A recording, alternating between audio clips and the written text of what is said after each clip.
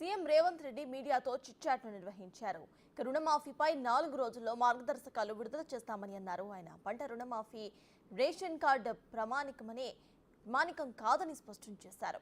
2 లక్షల వరకు రుణమాఫీ ఉంటుందని సీఎం రేవంత్ రెడ్డి చెప్పారు.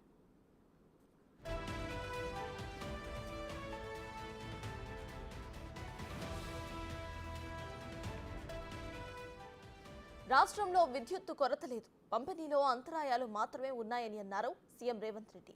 కేంద్ర బడ్జెట్ ప్రవేశపెట్టిన 2 రోజుల్లో తెలంగాణ బడ్జెట్ సమావేశాలు నిర్వహిస్తామని అన్నారు. అంచనాలకు అనుగుణంగా బడ్జెట్ ఉండాలని అధికారులకు సూచించామని అన్నారు. మహిళలకు ఉచిత బస్సు పథకం వల్ల రెవెన్యూ పెరిగిందని చెప్పారు. ఆర్టీసీకి ప్రతి నెల 350 కోట్లకు పైగా ప్రభుత్వం చెల్లిస్తుందని అన్నారు.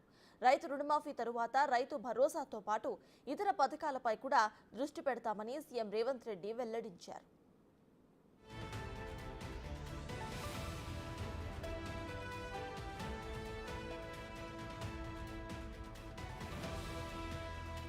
మండలాలు రెవెన్యూ డివిజన్ విషయంలో కమిషన్ను ఏర్పాటు చేస్తామని చెప్పారు సీఎం రేవంత్ రెడ్డి.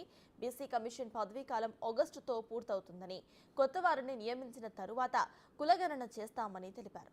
కాళేశ్వరానికి సంబంధించిన వాస్తవాలు అసెంబ్లీలో పెడతామని అన్నారు.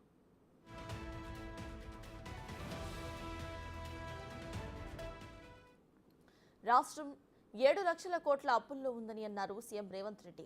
మరో 1 లక్ష కోట్ల వరకు పెండింగ్ బిల్స్ ఉన్నాయని తెలిపారు. నెలకు 7,000 కోట్లు వడ్డీ కడుతున్నామని అన్నారు. రాష్ట్రం విడిపోయే సమయంలో నెలకు 6,500 కోట్లు వడ్డీ కట్టేవారని వివరించారు. కేంద్రం నుంచి రాష్ట్రానికి రావాల్సిన నిధులపై దృష్టి సారించామని అన్నారు. అన్ని శాఖలకు సంబంధించిన కేంద్ర మంత్రులను ఇప్పటికే కలిశామని అన్నారు రేవంత్.